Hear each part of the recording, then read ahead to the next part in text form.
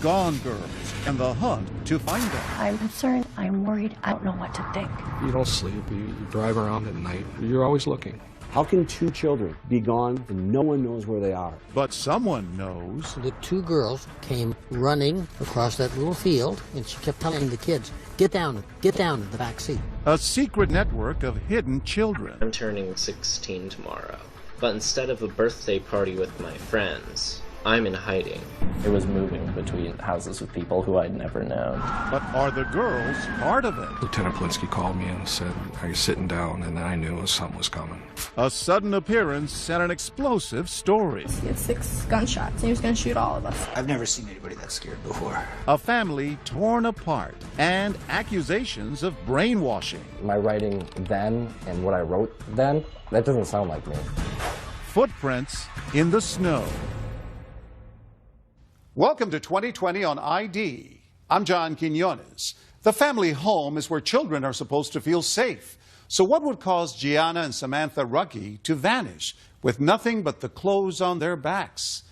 In 2016, Elizabeth Vargas and her team spent 6 months tracing the teens' footsteps and unraveling the mystery of their disappearance.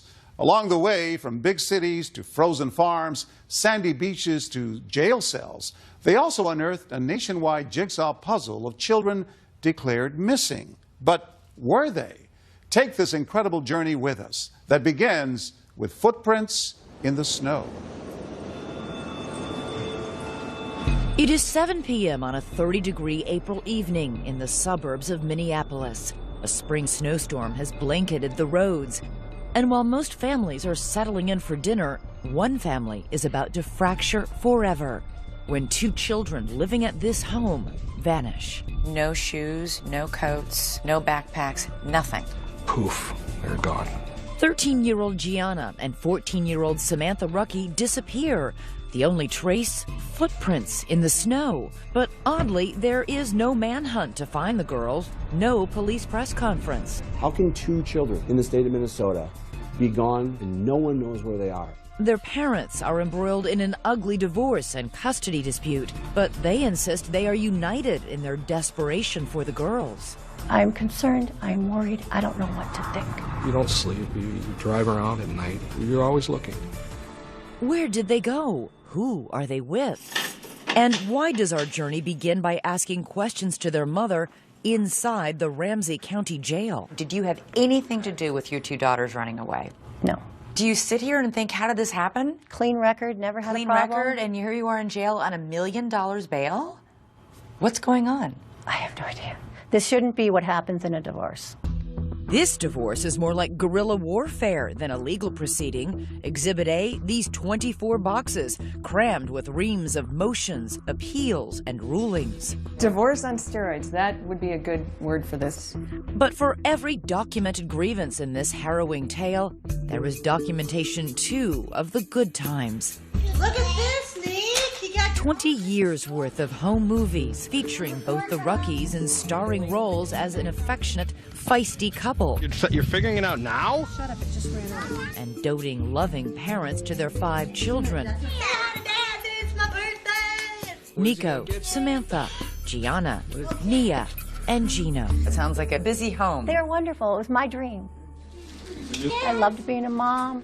They make their home in Lakeville, Minnesota, a suburb of Minneapolis. David ran a multi-million-dollar trucking business. Sandra worked as a flight attendant and eventually competed in local beauty pageants, using her nickname Sam. Good evening and welcome. Proudly representing Lakeville, I'm Sam Ruckey. In her spare time, she likes cooking Italian, flying airplanes, and staying fit. But David agrees that family came first for Sandra. There's Mom. Hi, Dad. A loving, energetic mom. There was a bird flying, yeah. Oh, there it is. She was a great mom. Very attentive to her kids. Come on, Nico. Their oldest son, Nico, loves hockey and theater. He was my first, so of course he was spoiled. Hi, Nico. The 2 oldest daughters, Samantha and Gianna, are close and take care of their younger brother and sister. Samantha, she's beautiful, she's smart, she's outgoing. Gianna's very artistic, loves like animals. But this story is about what Sandra claims is not captured on home video. She says despite those smiling faces, there was a shocking, ugly secret in the family. Years of emotional and physical abuse by David. What would he do? Throw things, hammers at me if he got mad. There was black eyes, there was broken ribs. We're gonna lock ourselves in the bedroom because we scared. We just didn't know how his behavior was gonna be from one day to the next. During all those years during the marriage, did you ever take any photos, ever seek medical help? We had photos and we had police reports that prove it. And she claims David didn't just target her, but went after the children, too. How often did that happen? Once is more than enough. It happened a lot. After 20 years of marriage, Sandra says she reaches her breaking point and finally files for divorce. David says it was all a surprise to him. And she just blurted out, I want a divorce. And it caught me off guard. It really did. So you were shocked when she said, I want a divorce? Oh, absolutely. Seeking counsel, he meets with attorney Lisa Elliott. David was pretty much in shock, but the one thing he did say to me is, this will be the craziest case you've ever had. He knew that then? He knew it then. And that was just the beginning. Sandra also gets an order of protection against her husband, saying she is frightened for her life. And then she calls police on him at least 20 times, claiming he continuously violates it. He broke into the house, came running up the stairs, jumped onto the bed that I was at, started choking me, and then took a pillow and started suffocating me. The children, now ages 8 to 14, remain in Sandra's custody and refuse to even see David, rebuffing all of his attempts to connect. It's your dad. Call me. I would like you to call me back. Call me. With his children ignoring him, his frustration mounts. He leaves this message after finding out his oldest son, Nico, dropped out of his longtime sport. Do yourself a favor, get your ass back in hockey. The family court judge, David Knutson, appoints an advocate for the children and several therapists trying to facilitate a relationship with their father. But the children say they don't want one. David's oldest son, Nico, takes to Facebook, writing, "My dad is a bad person. He is abusive verbally and physically." Gianna and Samantha make audio recordings to support what their mother says. This is Gianna Rucky's voice. Being in the same house as my dad, things were really bad. He was abusive. He had anger issues. He'd always be screaming and yelling. Her sister Samantha goes even further. He's choked, slapped, and hit her and verbally abused my mother throughout their marriage.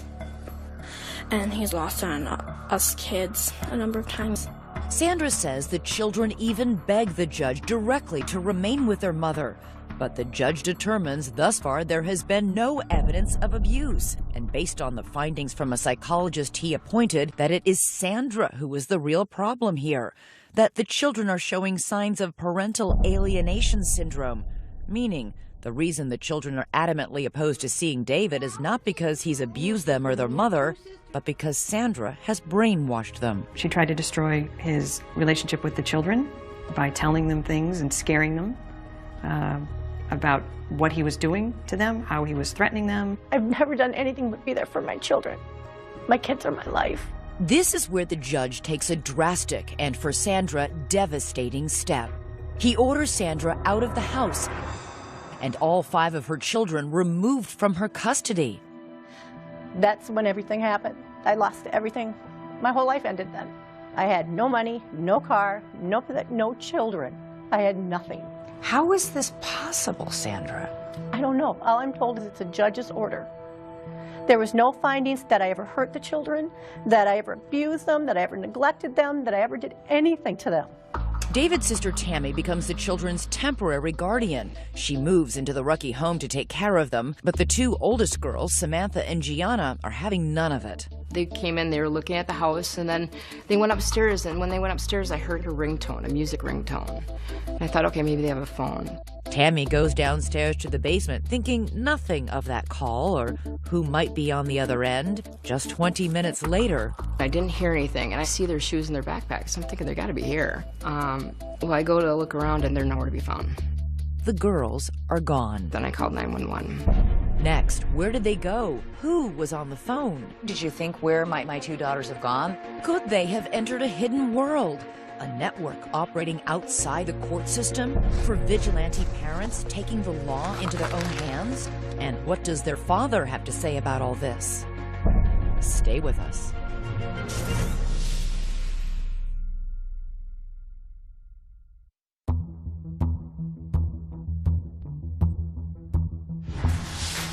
Normally, 2 teenage girls vanishing into thin air would be the top story on the local news. But that's not the case here in Minneapolis. There is no Amber Alert, no search parties combing the woods. Sandra, separated from her children by court order, says she finds out her daughters are missing from her attorney. What was your reaction? What any mother's reaction would be. I'm concerned, I am worried, everything was going through my mind.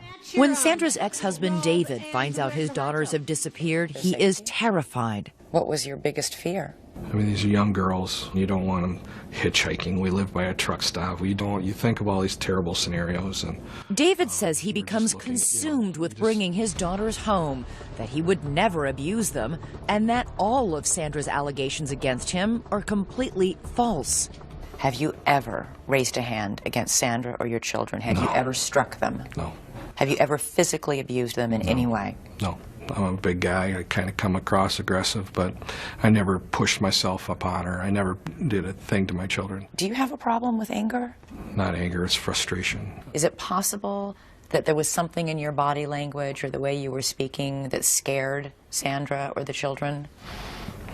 You know... Do the fights get out of control? No. I'm going to yell. You're going to feel pinned. But as far as abusive, no. But if there wasn't any physical abuse, how is it possible that the Rucky children would tell such frightening stories? Lisa Elliott is David's attorney. They are parroting what their mom is saying. But they're not young children. No. Why would they do this? I think she had them so afraid of what would happen if they went with their dad that she said, you have to say this or you're going to end up with your dad. And David begins to suspect that Sandra knows more than she's saying about their missing daughters. You and Sandra had been involved by this point in a lengthy and bitter custody fight. Did you think she might have something to do with this? Yeah, oh yeah. As the weeks pass with no sign of Samantha or Gianna, David says he spends his nights driving the streets, searching.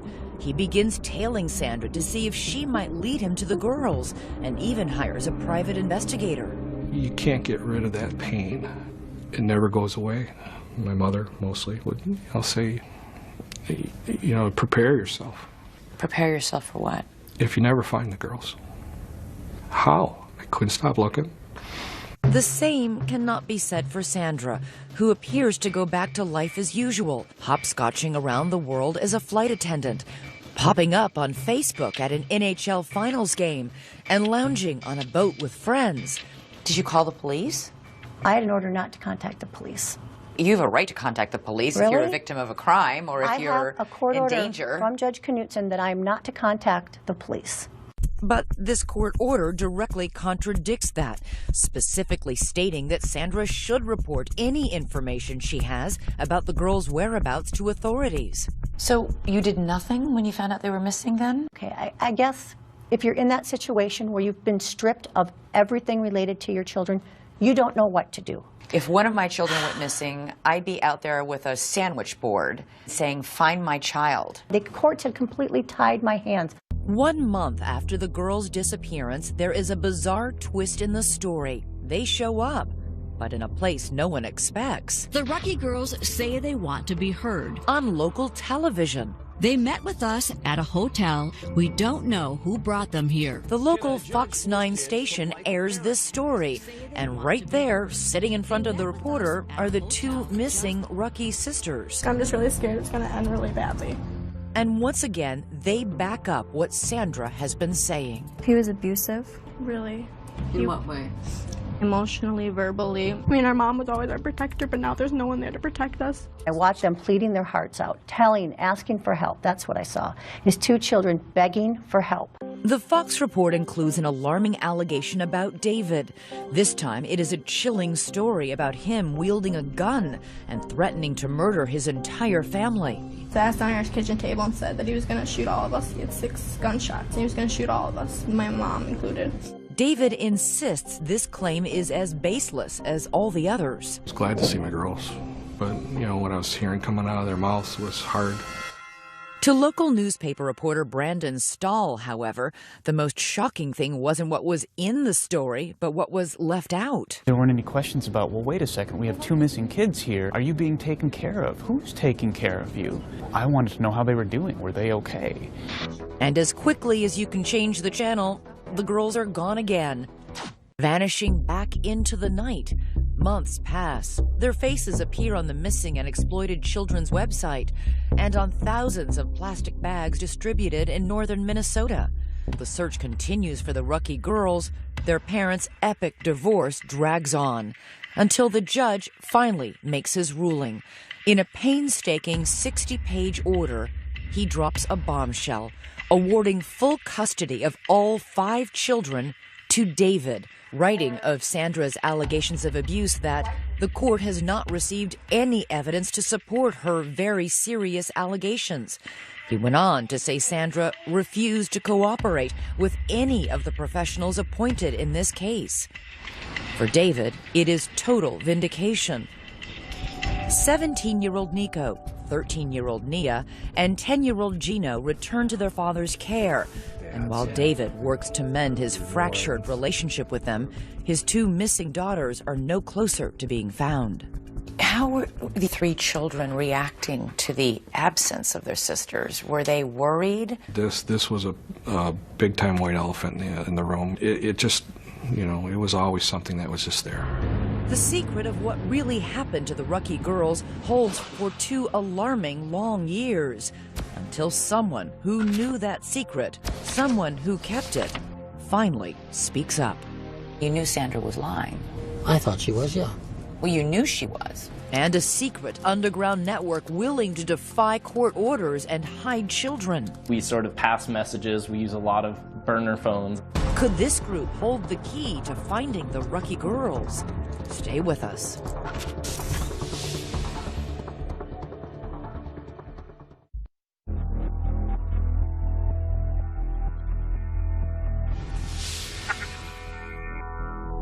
From the moment the 2 teenage Rucky girls vanished, police suspected their mother, Sandra, was lying. At any point, did you tell your children to run away from home? No. You never encouraged any of your children? How can I encourage my children to run away? I've had no contact. Police suspected that not only did Sandra have contact with her girls, she also had help hiding them from a secret underground network of people willing to defy court orders and conceal children. Damon Dumas knows all about defying court orders. He went into hiding when he was 14 years old, using a loosely organized group of safe houses to escape life with a father he says was abusive. My mom actually made sure that she wouldn't know where I was going. Mm-hmm. She handed me off to someone she trusted, who handed me off to someone else that she trusted. Who was taking care of you? Whoever I was with was taking care of me. Were they strangers? They were all strangers, yeah. I was moving between houses with people who I'd never known. It'll be someone who maybe hears about me and says, hey, well, if Damon ever needs someone to stay with, he can stay with me. And we sort of pass messages. We use a lot of burner phones. Burner phones? You sound like you're in a spy movie. Well, in a lot of ways, that's what it felt like. So how often do you come out to the beach now? While on the run, Damon says he lived in around 10 different homes, never staying anywhere long. During that time, he made videos and posted them on the internet. And I'm turning 16 tomorrow. But instead of a birthday party with my friends, I'm in hiding. But this life in shadows came at a steep price. Did you go to school? Actually, I did not, and that's something that I sort of regret, because I ended up, when I got out of hiding, I had to go back a year in high school. What did you do with your days? I played video games. Honestly, I had no one to talk to. Were you homesick? Absolutely. Absolutely, every day. Those days turned into months, and instead of getting easier for Damon, life got more difficult. I called my mom and I said, I don't know how much longer I'm going to make it. Because I was considering suicide at that point. It had been very long in hiding. In those videos, Damon discussed the abuse he says he suffered. I told police about this. I told psychologists. I even told a judge. And yet somehow it was all covered up in lies. Today, Damon is an activist working with an organization called the Women's Coalition. He blames the court for forcing him into his life on the run, even though Damon's father strenuously denies ever abusing his son, and a judge agreed there was no credible evidence to prove it happened. He said that whether or not I was being abused, my mom had to stop talking about abuse, and that Why would a judge do that if he really thought you were being abused? Because what people don't understand is that this is not something that is a one-time case. This is not something that happened to me. This is systemic. And the internet is teeming with videos of mothers who say they too have been victimized by family courts after they reported their allegations of abuse. As a mother, you try to protect your son, and that was my biggest mistake. Said I cried wolf when Children need to be believed. The courts forced my children to go on visitations. I am seeking justice. It is okay to protect our children. If you're a mother and you allege child abuse, your odds of losing custody are extremely high. Joan Meyer is a law professor at George Washington University who studies family courts. Her research has turned up some surprising and, in her mind, troubling results. If you raise abuse, especially child abuse, you've got to make a very strong case. If you can't nail it, not only will you lose custody, you may lose all access because the assumption will be that you have poisoned your child's brain with these ideas. Sandra says this is exactly what happened to her. So, did her daughters run away to protest a family court ruling like Damon Dumas? That's what Brandon Stahl, reporter at the Minneapolis Star-Tribune, wanted to find out. On the 2-year anniversary of the girls' disappearance, he decides to write a story. I wanted to know if the girls were okay and if I could find them. He didn't find the girls, but he did find this man, Dale Nathan, a diminutive 81-year-old who has spent years working as an attorney in custody cases. Dale had his legal license suspended after he refused to reveal where one of his clients was in hiding with her child. He is a fervent supporter of Sandra. Dale is somebody who believes to the bone that the family courts in Minnesota are corrupt. The story Dale tells is a doozy. He says he was with Sandra on the night her daughters ran away. He says Sandra and he were driving around in Sandra's car when she took him to this field, just blocks away from the Rucky home. We drove with Dale to that spot. Now this is about the area right back here where Sandra stopped. He showed us where they pulled over. That's the one we want to take. So you stopped, you parked, you waited? And after about 20 minutes, the 2 girls came running across that little field. They got into the car, and then Sandra started driving. The 4 of them drove around back roads for more than 2 hours. She kept saying, oh, the Lakeville police, they're going to find us. So, and she kept telling the kids, get down in the back seat. During the ride, Dale says Sandra was frantically making phone calls. Apparently there was no plan, and she was making plans on the run. Dale says he knew that the children had already been taken out of Sandra's custody and that by driving off with them, she was breaking the law. Sandra was busy telling the police she had no idea where the girls had gone, and you knew Sandra was lying. I thought she was, yeah. Well, you knew she was because you were in the car with her. That's true. Right. You're right. So if you knew she was lying about that, why didn't you go to police and say, I know what really happened? I think Sandra was trying to protect her children. I wasn't going to betray that. Dale insists he couldn't help even if he wanted to. He doesn't know where Sandra ended up taking the girls. After hours of driving around with him, she dropped Dale off at a truck stop and then drove away with the girls still in her car. Last April, the Star-Tribune published Brandon Stahl's story, and one reader in particular was riveted. What did you think when you read the account of Dale Nathan? Dumbfounded. Or like, this is completely validates everything you suspected. Everything. At that point, we knew Sandy was involved. And now police know too. They arrest Sandra and charge her with 3 felony counts of deprivation of parental rights. She's thrown in jail on $1 million bond. But the mystery remains, where are the girls? 1 month after Sandra's arrest, there is stunning news. Lieutenant Polinsky called me and said, are you sitting down? And I knew something was coming. Next, the Rucky girls found at last. But where have they been? Who took them in? We're on our way to find out. And you may be surprised by what we find behind this door. Stay with us.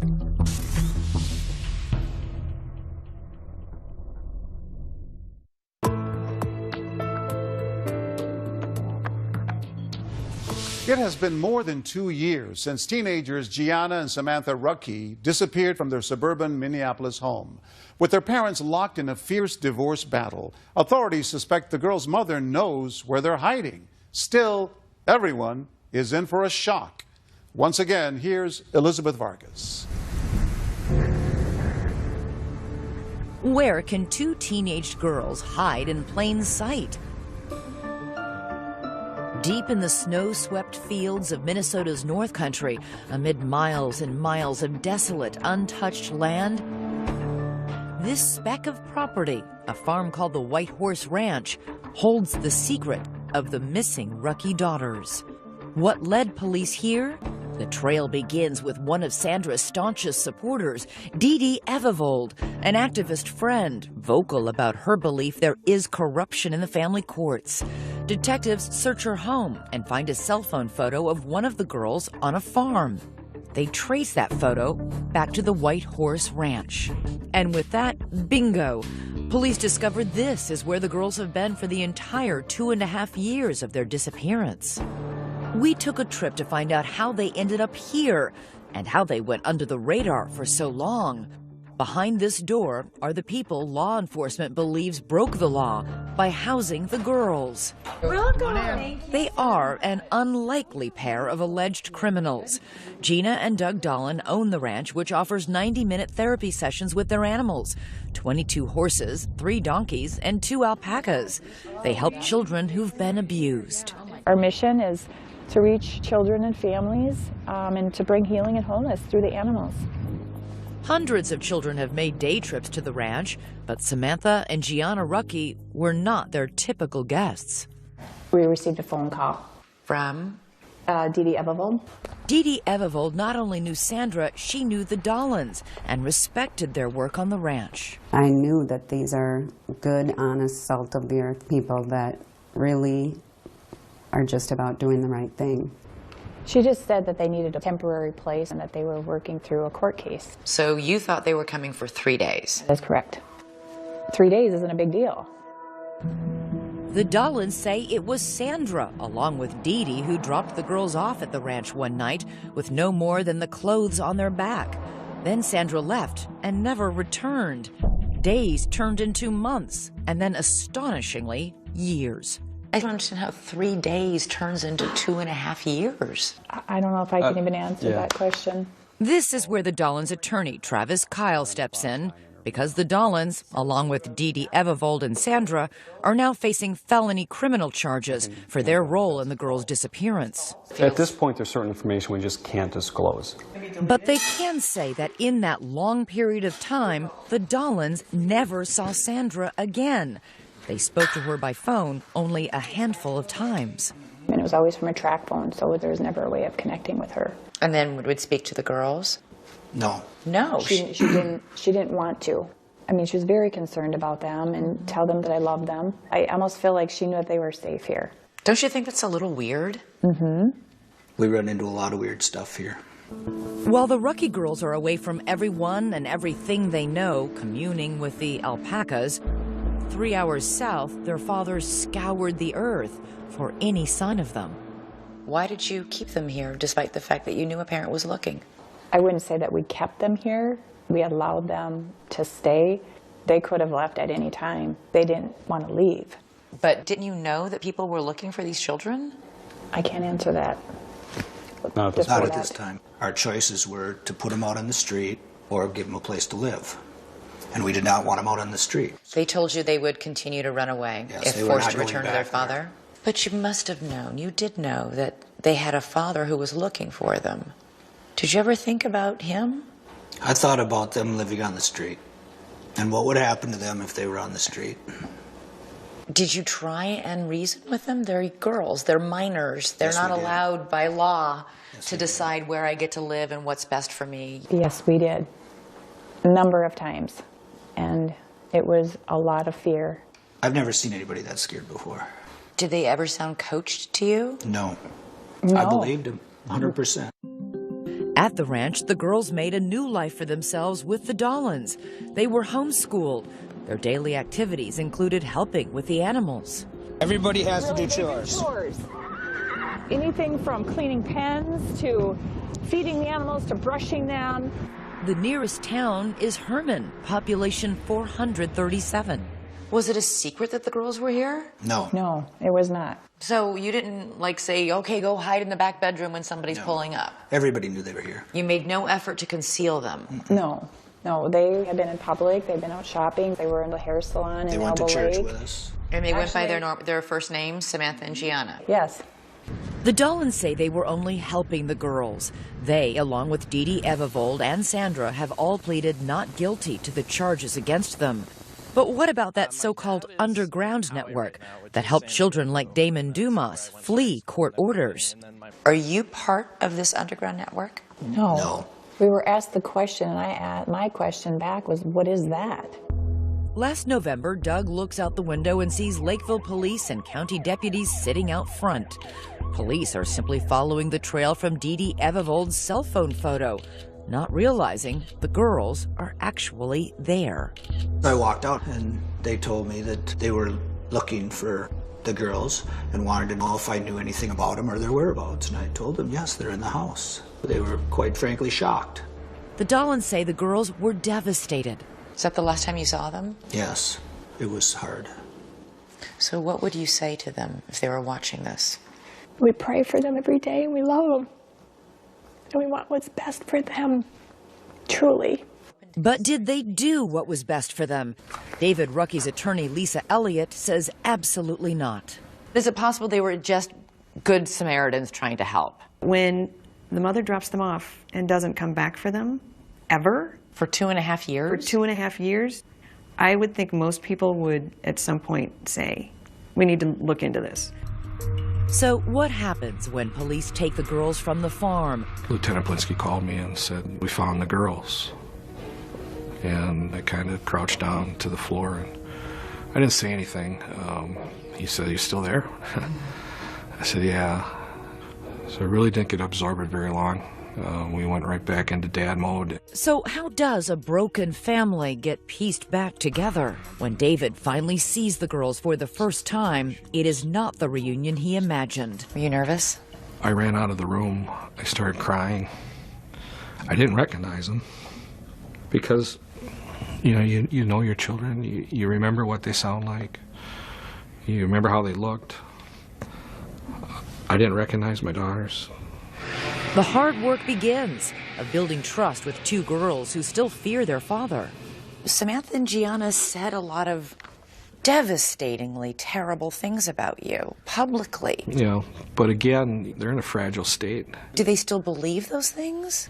I don't know. We don't get deep into things along that line, so we're moving forward. While the girls may not be recanting their accusations against their father, their big brother is. Coming up, I'm done playing a pawn. Sandra's own son is turning on her. And now that her supporters are revealing her role in the girl's disappearance, what will she say when we confront her? You sat right here and spent half an hour telling me you hadn't seen or spoken to your daughters. If you were lying to me about that, what else might you be lying to me about? Stay with us.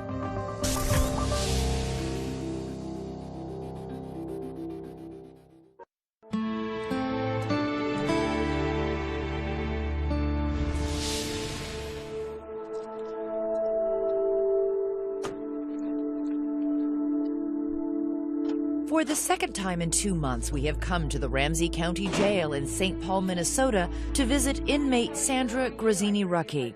She is still here, awaiting trial on felony charges that she hid her daughters from their father for 2.5 years. Surprised you're still here? Yeah, very surprised. When we first spoke to Sandra, she told us she wasn't involved in the disappearance of her daughters. Did you have anything to do with your two daughters running away? No. You didn't know where they were these last 2 years? No. After nearly 6 months of our 2020 investigation, we've explored that loosely organized underground network of activists hiding children in nasty divorce cases and tracked down every key player in the Rucki case. The Dollans, Dee Dee Evevold, Dale Nathan, all supporters of Sandra's who say they weren't part of any network, but who authorities say helped her hide her daughters for 2.5 years. Dale Nathan said that he was with you when your two daughters jumped in the back seat without shoes or coats, and then you drove off. This is that is true? related to the trial. Yeah, that'll all be talked about at the upcoming trial. I can't comment on anything related to the trial. You know Well, that. all I'm telling you is you sat right here and spent half an hour telling me you hadn't seen or spoken to your daughters. And I can tell I've you that I now can't. spoken to 3 people who tell us, in fact, that's a lie. So if you were lying to me about that, what else might you be lying to me about? I can't discuss anything regarding the trial. I just can't. While Sandra is now suddenly not talking about her case, her attorney Michelle McDonald hints at a possible defense, saying if Sandra truly believed her children were in danger, she was free to break the law to protect them. They have to prove beyond a reasonable doubt that she didn't have a reasonable belief that her children needed protection. Which makes those allegations of physical abuse during the marriage so important. If those claims are true, then a jury perhaps could forgive Sandra for what she did. And from the very beginning, she has assured us that there is indisputable evidence that her husband, David, was violent. Did you ever take any photos, ever seek medical help? We had photos and we have police reports that prove it. So confident, so certain. And yet, I'm asking for any of the documentation that you assured us existed to corroborate what you're telling us. And we can find none of it. But it does exist. It really does exist. Where is it? It was with my attorney. You don't have any of those records. They're in boxes. But do you have them? Do you know what's in those boxes? You have the all the other police attorney reports, you have gave everything. the police reports. You have everything. Yeah. And I will turn them over to you. So we head to Michelle McDonald's law office for an appointment with those boxes. Okay, so here they are. This is Sandra Grazzini-Rucky's basically divorce case. We spend hours there scouring thousands of documents, and in more than 20 boxes, we didn't find a single piece of paper or photo to prove that any physical abuse ever happened. So we reached out to the Lakeville Police Department, and they have no record of ever being contacted by Sandra about abuse during her marriage. Sandra certainly has never been afraid to call the police, ever. If there were instances of David being violent or threatening, there would be police reports of it. There are none. Sandra's strongest proof was always the testimony of her children. But today, one of those children has recanted his story. Oldest son, Nico. Get up there, Nico. That little boy from the home videos. And the same son who later posted that damning Facebook message accusing his father of physical abuse. He now says all of that was a lie, and that it was his mother who pressed him into believing it was true. She started to say, like, your dad's this bad guy. Your dad, like, hurt you when you were younger. And I was like, what? What are you talking about? I don't remember any of this. Well, it happened to you. It's like, and at the time I believed it because you listened to your mom. He says he was 15 years old and he couldn't understand why she didn't want him to see his father. I felt really close to my dad, and I was still confused on what was going on. Like, why wasn't I seeing my dad? Nico now says he never saw his father physically abuse his mother or his brother and sisters. As for that Facebook post, Nico says Sandra stood over him while he typed, coaching him on exactly what to say. When I look at my writing then and what I wrote then, that doesn't sound like me, and I feel really bad. He continues to tell us that you brainwashed them into thinking they were abused. And you don't find that questionable? Well, what do you think? You're his mom. I haven't seen Nico for a long time. It's sad that he's saying that. But when my son hadn't been around his father, he has a completely different story than he has now. Did you somehow convince your own kids that their dad was abusing them? No. No. To this day, she says she stands by every decision she has made, every battle line she's drawn, every consequence she and her children have suffered. The two daughters, they spent 2 years working on a horse farm. They didn't go to school. You don't think I think about all these things? I know what these kids have been put through. But it wasn't me who put these through. This was the system that put them kids through this. David and his attorney, Lisa Elliott, say this was never about keeping her children safe. Sandra, they say, wanted revenge. She was out to destroy him for whatever reason, and I don't think she cared what she destroyed in the meantime. Do you think you will ever be reunited with your children? Yes. You do? Yes. Yes. I believe this will be turned around. Perhaps, but it will take more than a court order to do that. It is painfully clear as you watch her son Nico struggle with the simple question, does he still love his mother? I want to say no, but she's my mom. She just doesn't feel like a mom. Nico, wave it down.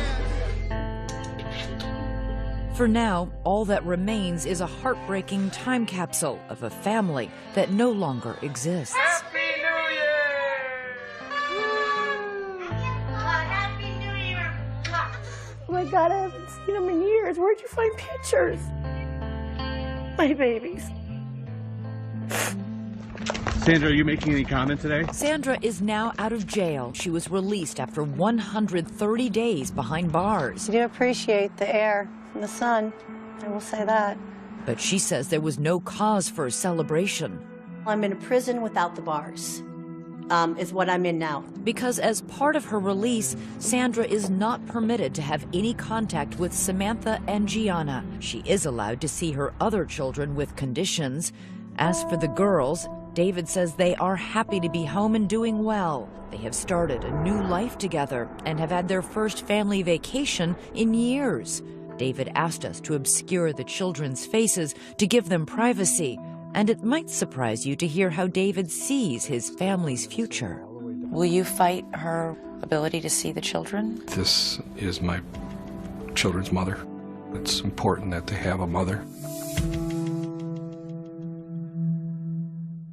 As of 2016, Samantha and Gianna Ruckey are back in their high school and getting good grades. Their mother, Sandra, meanwhile, was later found guilty for her role in the girls' disappearance. Gina and Doug Dolan, along with Sandra's friend Dee Dee Evervold, are awaiting trials for their alleged involvement in the girls' disappearance. Each faces a maximum sentence of 4 years in prison if convicted. I'm John Quinones. Please join us next time for another edition of 2020 on ID.